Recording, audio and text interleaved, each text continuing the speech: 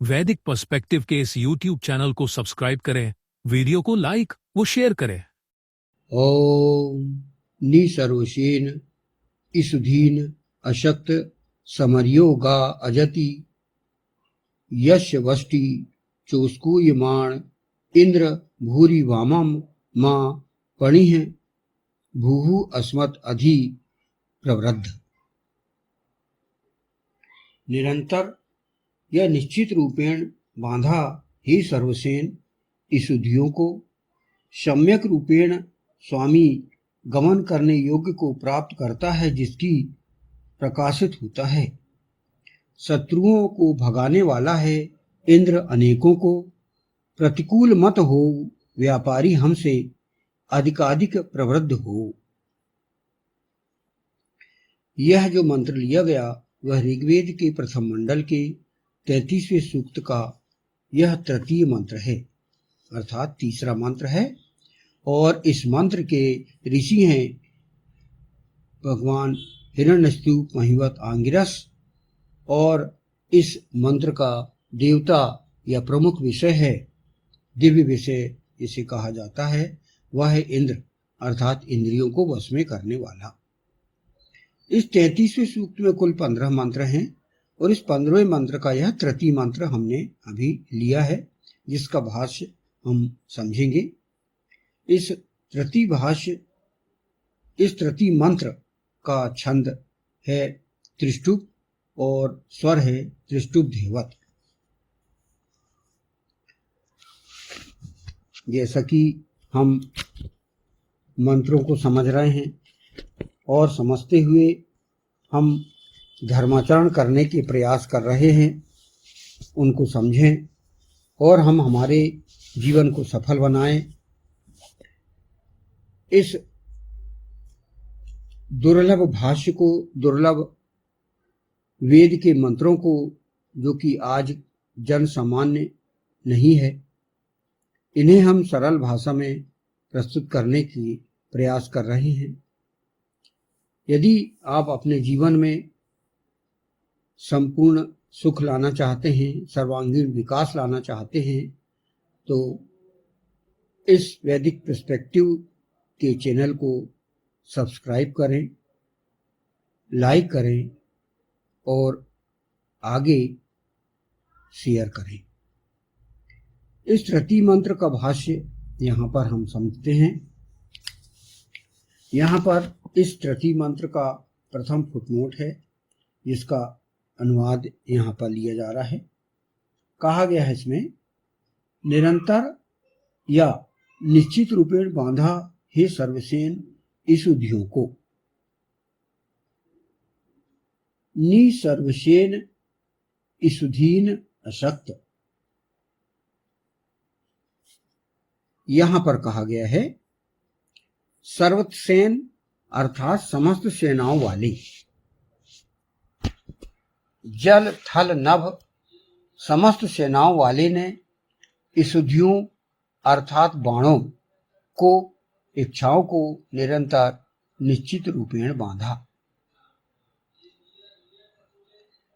यहां पर समस्त सेनाओं की बात कही गई है कि जो इंद्रियों को वश में करने वाला है, ऐसा राज्य नायक है, वह अपनी इच्छाओं का निरंतर उपयोग करे, अपनी इच्छाओं को महत्वाकांक्षा में बदले, अपनी सेनाओं के उत्थान के लिए। और यहाँ पर एक शब्द आया है बाणों, तो वर्तमान समय में बाणों का स्थान प्रक्षेपास्त्रों ने ली रखा है। प्रक्षेपास्त्र ऐसे जो कि हम हमारे देश की रक्षा के लिए अंतरिक्ष में हम स्थापित करते हैं, और बाण अर्थात हम अपने जो साधन हैं, जिससे कि हम मिसाइल कह सकते हैं, और उनको हम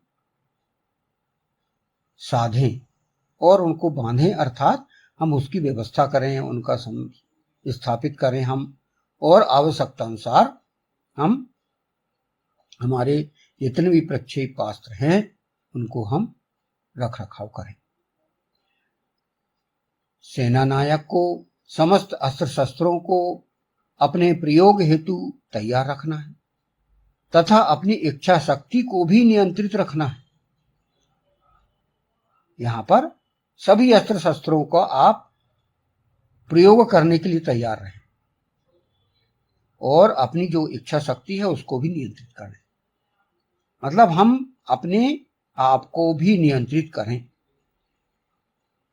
यदि दुश्मन देश ने हमको प्रेरित कर दिया तो हम बिना सोचे समझे हम आक्रमण ना करें, बल्कि बाकायदा प्लानिंग करें और हमारे जितने भी जल थल नभ में जो भी प्रमुख हैं उन सब से सलाह करते हुए हम दुश्मन पर वार करें। यहां कहा गया है कि हम अपनी तैयारी रखें पूरी, कभी भी कुछ भी हो सकता है।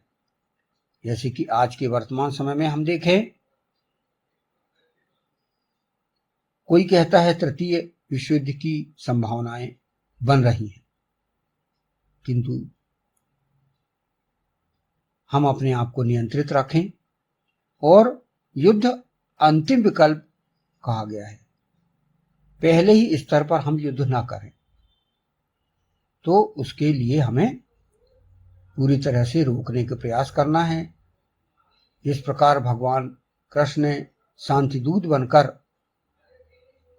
कौरवों के पास जाकर शांति स्थापित करने की प्रयास किए थे, उसी प्रकार हम प्रयास करें और फिर जब स्थिति शांति की नहीं है तो फिर जो है हम फिर युद्ध के लिए तैयार हो जाएं, जिसे कि धर्मयुद्ध कहा जाता है। वेदानुसार युद्ध अंतिम विकल्प है, किंतु इस हेतु हमेशा सतर्क और सजग रहना आवश्यक है। सेनाध्यक्ष के तर्कस में सभी प्रकार के आधुनिक अस्त्र शस्त्र होना अनिवार्य है। किसी भी समाज व राष्ट्र की सुख शांति उसके शक्तिशाली हुए बिना संभव नहीं है।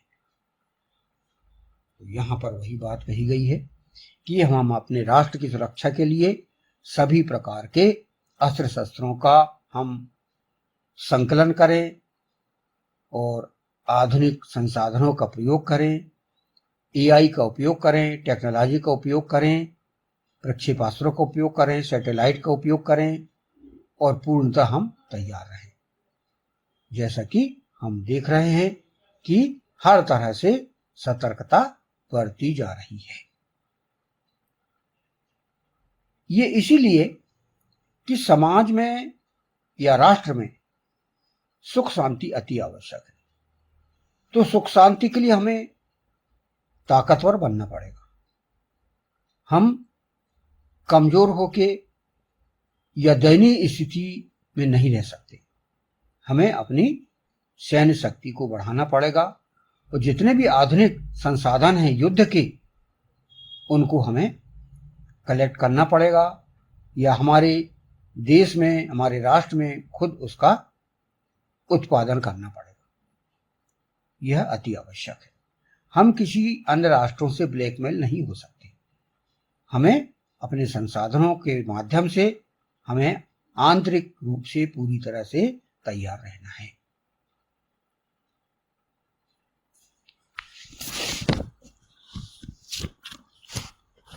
आगे कहा गया है, सम्यक रूपेण स्वामी गमन करने योग्य को प्राप्त करता है जिसकी प्रकाशित होता है। अर्यः गाहा अजति यस्य वष्टि। अब इस फुटनोट में आगे क्या कहा गया है जिसको हम समझें। स्वामी अर्थात ईशान पर परमात्मा या ईश्वर, जिसकी गमन करने योग्य भूमि, किरण और औरत को प्राप्त करता है, ग्रहण करता है, वह व्यक्ति प्रकाशित होता है।